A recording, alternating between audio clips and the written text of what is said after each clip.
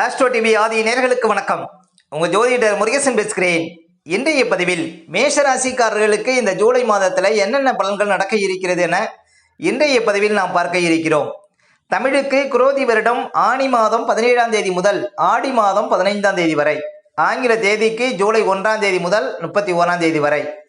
மேஷராசிக்காரர்களுக்கு இந்த ஜூலை மாத கிரக நிலவரங்களை பார்த்தோமானால், ராசிக்குள்ள செவ்வாய், 2ஆம் இடத்துல குரு, 3ஆம் இடத்துல சூரியன் சுக்கிரன், 4ஆம் இடத்துல புதன், 6ஆம் இடத்துல கேது, 11ஆம் இடத்துல சனி, 12ஆம் இடத்துல ராகு சஞ்சரிக்கிறார்கள்.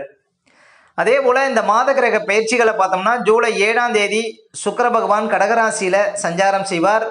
ஜூலை 11ஆம் தேதி செவ்வாய் பகவான் ராசிக்கு 2ஆம் இடத்துல சஞ்சாரம் செய்வார். ஜூலை 17ஆம் தேதி சூரிய பகவான் ராசிக்கு 4ஆம் இடத்துல சஞ்சாரம் செய்வார். இதுதான் பார்த்தீங்கன்னா இந்த மாத கிரக பயிற்சிகள். அடுத்து மேஷ ராசிக்காரர்களுக்கு இந்த ஜூலை மாதத்தில் என்னென்ன பலன்கள் நடக்க இருக்கிறது என்பதை பற்றி தான் இன்றைய பதிவில் நாம் பார்க்க இருக்கிறோம். இப்போ மேஷ ராசிக்காரர்களுக்கு உங்கள் ராசிக்கு அதிபதினு சொல்லக்கூடிய செவ்வாய் பகவான் ராசிக்குள்ளே இருக்கிறாருங்க ஜூலை 11ஆம் தேதி வரையும். ஜூலை 11ஆம் தேதி வரையும் உங்கள் ராசிக்கு அதிபதி ராசிக்குள்ளே இருப்பதனால நல்ல உடல் பலம் இருக்கும், ஆரோக்கிய பலம் இருக்கும். ஏன் அப்படின்னா உங்கள் ராசிக்கு அதிபதியே ராசிக்குள்ளே ஆட்சி நிலையில் இருக்கிறார். அப்போ ராசிக்கு அதிபதி ராசிக்குள்ளே இருக்கிறதுனால முடியாத காரியங்களை முடித்து காட்ட முடியும். மேஷ ராசிக்காரர்கள் ரொம்ப சுறுசுறுப்பாக இருப்பீங்க, ஒரு காரியத்தை ரொம்ப ஸ்பீடாக செஞ்சு முடிப்பீங்க அப்படின்னு சொல்லலாம். மேலும் ஜூலை 11ஆம் தேதி வரையும் செவ்வாய் ராசிக்குள்ளே இருப்பதனால அவசரம் ஆகாது, படபடப்பு ஆகாது. பாருங்க, கோபத்தை தவிர்க்கணும். முக்கியமாக மேஷராசிக்காரர்கள் ஜூலை 11ஆம் தேதி வரையும். ஜூலை 11ஆம் தேதிக்கு பிறகு உங்கள் ராசிக்கு அதிபதி செவ்வாய் 2ஆம் இடத்துல குருவோடு சேர்ந்து சஞ்சாரம் செய்திருக்கிறார். இந்த காலம் மேஷராசிக்காரர்களுக்கு ஒரு யோகமான காலம் அப்படின்னு சொல்ல முடியும். ஏன் அப்படின்னா உங்கள் ராசிக்கு அதிபதி குருவை நோக்கி பயணிக்கிறார். குரு மேஷராசிக்காரர்களுக்கு யோகாதிபதிங்க.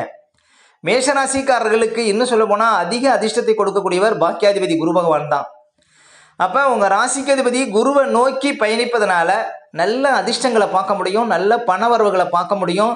உங்களுடைய கௌரவ அந்தஸ்து எல்லாம் அதிகரிக்குங்க ஜூலை 11ஆம் தேதிக்கு பிறகு மேஷராசிக்காரர்களுக்கு. பாக்கியாதிபதியோட சேர்வதனால உங்கள் வாழ்க்கையில் இருக்கிற குறைகளுக்கு ஒரு தீர்வு கிடைக்கும் அப்படின்னு சொல்லலாம். உங்களுடைய ஆசைகள் பூர்த்தியாகும் அப்படின்னு சொல்ல முடியும். அதே போல் சொந்த தொழில் வியாபாரம் செய்யக்கூடியவங்கெல்லாம் நல்ல ஒரு வளர்ச்சியை பார்க்க முடியும். அதே போல் வெளிநாடு செல்லக்கூடியவர்கள் ஜூலை 11ஆம் தேதிக்கு பிறகு வெளிநாடு சென்று நல்ல ஒரு கம்பெனி, நல்ல ஒரு சம்பளத்தில் அமரக்கூடிய வாய்ப்புகளை கொடுக்கும். அதே போல் மேஷராசிக்காரர்களுக்கு உங்கள் ராசிக்கு அதிபதி குருவை நோக்கி பயணிப்பதனால இன்னும் சொல்ல போனால் உடல் ரீதியாக மன ரீதியாக இருந்த அத்தனை பிரச்சனைகளுக்கும் தீர்வு கிடைக்கும். ஏன் அப்படின்னா உங்கள் ராசிக்கு அதிபதி குரு மேலே பயணிக்கிறாருங்க. குரு மிகப்பெரிய சுபக்கிரகம். அப்போ குரு மேலே பயணிப்பதனால பாருங்கள், உங்களுக்கு அதிர்ஷ்டங்கள் ஏற்படும். ஒரு சிலருக்கு உயர் பதவிகள் தேடி வரும், ஒரு சிலருக்கு வராத பணம் எல்லாம் வந்து சேரும்.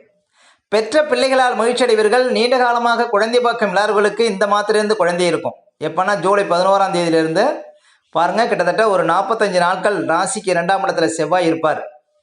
அப்போ இந்த நாட்கள் ஃபுல்லாகவே பார்த்தீங்கன்னா மேஷ ராசிக்காரர்களுக்கு ஒரு அதிர்ஷ்டமான நாட்கள்ங்க. ஏன் அப்படின்னா உங்கள் ராசிக்கு அதிபதி குருவோடு சேர்ந்திருக்கிறார். இது மிகப்பெரிய ஒரு அதிர்ஷ்டம். உங்களுடைய மதிப்பு மரியாதை எல்லாம் உயருங்க மேஷராசிக்காரர்களுக்கு ஜூலை 11ஆம் தேதிக்கு பிறகு. அப்போ உங்கள் ராசிக்கு அதிபதி பலமாக இருக்கிறார். ஜூலை 11ஆம் தேதிக்கு பிறகு அதிர்ஷ்டங்கள் தானாக தேடி வருங்க மேஷராசிக்காரர்களுக்கு.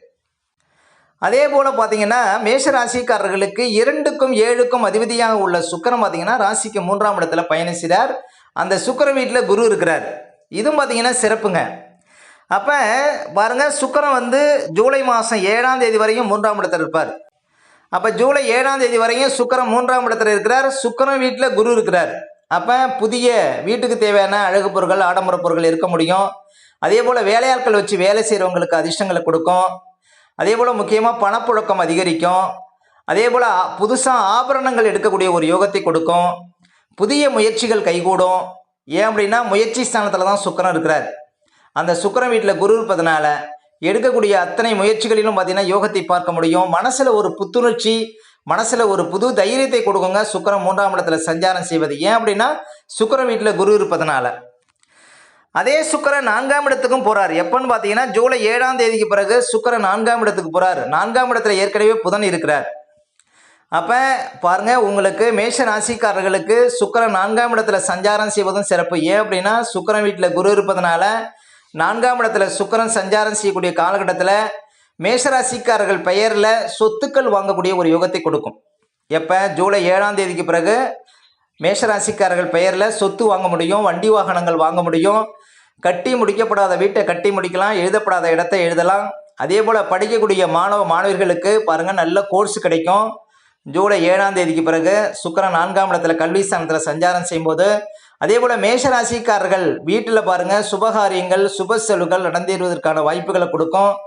குலதெய்வ பூஜை செய்யக்கூடிய ஒரு அமைப்புகளை கொடுக்கும். அப்போ சுக்கிரன் 4ஆம் இடத்துல சஞ்சாரம் செய்யக்கூடிய காலகட்டத்தில் புதிய முதலீடுகள் பார்த்தீங்கன்னா நன்மை தரும். தேங்கி கிடந்த சரக்குகள்லாம் விற்கும். மேஷராசிக்காரர்கள் சொந்தமாக தொழில் செய்யக்கூடியவங்க, வியாபாரம் செய்யக்கூடியவங்க நல்ல வளர்ச்சியை பார்க்க முடியும். வியாபாரத்தில் நல்ல ஒரு முன்னேற்றம் இருக்கும். ஒரு சிலர் பார்த்தீங்கன்னா தொழிலை விரிவுபடுத்தக்கூடிய வாய்ப்புகளை கொடுக்கும். அப்போ மேஷராசிக்காரர்களுக்கு இந்த சுக்கிரனுடைய பயிற்சி இன்னும் பெரிய மாற்றத்தை கொடுக்கும். மேஷராசிக்காரர்களுக்கு இந்த மாதம் பார்த்தீங்கன்னா உங்கள் ராசிக்கு அதிபதி குருவை நோக்கி பயணிக்கிறார், அது ஒரு சிறப்பு. அதே போல் ஜூலை 7ஆம் தேதிக்கு பிறகு சுக்கிரன் 4ஆம் இடத்துல அமர்வதும் சிறப்பு. அப்போ மேஷராசிக்காரர்கள் இந்த மாதம் முழுவதும் அதிர்ஷ்டத்தையும் யோகத்தையும் பார்க்க முடியும். மேஷராசிக்காரர்களுக்கு கோச்சாரம் மிக சிறப்பாக இருக்கிறது இந்த மாதம். அதே போல் சூரியன் பார்த்தீங்கன்னா மாத ஆரம்பத்தில் 3ஆம் இடத்துல இருக்கிறார். ஜூலை மாதம் 17ஆம் தேதி வரையும் சூரியன் 3ஆம் இடத்துல இருக்கிறார். சூரியனுக்கு 3ஆம் இடம் ஒரு வலுவான இடங்க. இன்னும் சொல்ல போனால் மேஷராசிக்காரர்களுக்கு சூரியன் யோகாதிபதி. மேஷராசிக்காரர்களுக்கு சூரியன் பார்த்தீங்கன்னா 5ஆம் அதிபதி. 5ஆம் அதிபதி தன் வீட்டுக்கு லாபஸ்தானம் அப்படின்னு சொல்லக்கூடிய 3ஆம் இடத்துல இருக்கிறார். சூரியன் 3ஆம் இடத்துல சஞ்சாரம் செய்வதும் மிகப்பெரிய சிறப்புங்க. ஏன்னா சூரியன் 3ஆம் இடத்துல 6ஆம் இடத்துல 11ஆம் இடத்துல தான் அதிக ஒரு நற்பண்களை கொடுக்கும். கோச்சாரத்தில் சூரியன் 3ஆம் இடத்துல சஞ்சாரம் செய்யக்கூடிய காலகட்டத்தில் தான் மனசில் ஒரு புது தைரியம் இருக்கும். வெற்றி மேல் வெற்றி கிடைக்கும். கமிஷன் ஷேர் மார்க்கெட்டில் இருப்பவங்களுக்கு அதிர்ஷ்டங்கள் கொடுக்கும். அதே போல் புதிய பதவிகள் தேடி வரும். அரசாங்க அனுகூலம் தேடி வரும். வேலையாட்கள் வச்சு வேலை செய்கிறவங்களுக்கு அதிர்ஷ்டங்களை கொடுக்கும். புது ஆபரணங்கள் எடுக்க முடியும். இப்படி பல அதிர்ஷ்டங்களை வாழ்க்கையில் பல முன்னேற்றங்களை பார்க்க முடியும் சூரியன் 3ஆம் இடத்துல சஞ்சாரம் செய்யும்போது. அரசியல் பதவி அதிகார பதவிகள்லாம் தேடி வரக்கூடிய ஒரு காலம் அப்படின்னு சொல்ல முடியும் சூரியன் 3ஆம் இடத்துல சஞ்சாரம் செய்வது. இன்னும் சொல்ல போனால் மனசளவில் ஒரு தைரியம் அப்படின்னா அது 3ஆம் இடத்துல சூரியன் சஞ்சாரம் செய்யும்போது கிடைக்குங்க. அப்போ ஜூலை 17ஆம் தேதி வரையும் சூரியன் 3ஆம் இடத்துல இருப்பது சிறப்பு. அதே சூரியன் 4ஆம் இடத்துக்கு போகிறாருங்க. ஜூலை 17ஆம் தேதிக்கு பிறகு பாருங்க சூரியன் சுக்கிரன் புதன் எல்லாம் 4ஆம் இடத்துல இருப்பாங்க. அப்போ 4ஆம் இடமும் வலுப்பெறும். சூரியன் 4ஆம் இடத்துல அமர்ந்து 10ஆம் இடத்தை பார்க்கறதுனால புதிய வேலை கிடைக்கும். அப்போ சூரியனும் பாருங்க நல்ல சப்போர்ட்டாக இருக்கிறாங்க. சூரியன் 4ஆம் இடத்துக்கு போன பிறகு தாயாருடைய ஆரோக்கியத்தில் கொஞ்சம் கவனம் செலுத்துருங்க மேஷராசிக்காரர்கள். அதை விட புதன் பகவான் பார்த்தீங்கன்னா உங்களுக்கு சப்போர்ட்டாக இருக்கிறாரு. இன்னும் சொல்ல போனால் இந்த ஜூலை ஆகஸ்ட் 2 மாதமும் பார்த்தீங்கன்னா புதன் 4ஆம் இடத்துல இருப்பார். பொதுவாக கோச்சாரத்தில் புதன் பார்த்தீங்கன்னா ஒரு ராசியில் பாருங்கள் 17 நாட்களும் இருப்பார், 20 நாட்களும் இருப்பார். ஆனால் இந்த மாதம் பார்த்தீங்கன்னா ஜூலை ஆகஸ்ட் இந்த 2 மாதமும் 4ஆம் இடத்துல சஞ்சாரம் செய்கிறாருங்க புதன் பகவான். அப்போ புதன் 4ஆம் இடத்துல சஞ்சாரம் செய்யும்போது 4ஆம் இட ஆதிபத்தியங்கள் பலம் பெறும். 4ஆம் இடங்கிறது தாய், கல்வி, வாகனம், வீடு, விவசாயம், வியாபாரம் இது எல்லாமே சிறப்பு தருங்க. அப்போ தொழில் விஷயத்தில் முன்னேற்றம், கொடுக்கல் வாங்கல் விஷயத்தில் முன்னேற்றம், நல்ல பணப்புழக்கம், உத்தியோகத்தில் நல்ல ஒரு அதிர்ஷ்டம் இதெல்லாம் பார்த்தீங்கன்னா ஏற்படும். புதன் 4ஆம் இடத்துல இருப்பது சிறப்புங்க. சுலப கடன் கிடைக்கும். கேட்ட இடத்துல பணம் கிடைக்கும். அசையா சொத்து மூலம் அதிர்ஷ்டங்கள் ஏற்படும். வியாபாரத்தின் மூலம் அதிர்ஷ்டங்கள் ஏற்படும். அதனால் இந்த மாதம் புதன் இன்னும் சொல்ல போனால் ஆகஸ்ட் 31ஆம் தேதி வரையும் 4ஆம் இடத்துல இருக்கிறாருங்க. அவர் 6ஆம் அதிபதி 4ஆம் இடத்துல இருக்கிறதுனால பாருங்கள் சொத்து வகையில் அதிர்ஷ்டங்கள் ஏற்படும். அப்போ புதன் 4ஆம் இடத்துல இருக்கிற வரையுமே சிறப்புங்க. குடும்பத்தில் சுபகாரிய பேச்சுக்கள் நன்மையில் முடியும். பெரிய முதலீடுகள் செஞ்சு அதன் மூலம் நன்மை அடையக்கூடிய ஒரு காலமாக விளங்கும் மேஷராசிக்காரர்களுக்கு. அப்போ புதனாலையும் ஒரு பெரிய சிறப்புகளை மேஷராசிக்காரர்கள் பார்க்க முடியும்.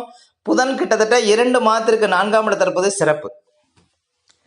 அப்போ மேஷராசிக்காரர்களுக்கு இந்த மாதம் கோச்சாரம் மிக வலுவாக இருப்பதனால இந்த மாதம் முழுவதும் அதிர்ஷ்டத்தை பார்க்க முடியும் மேஷராசிக்காரர்கள்.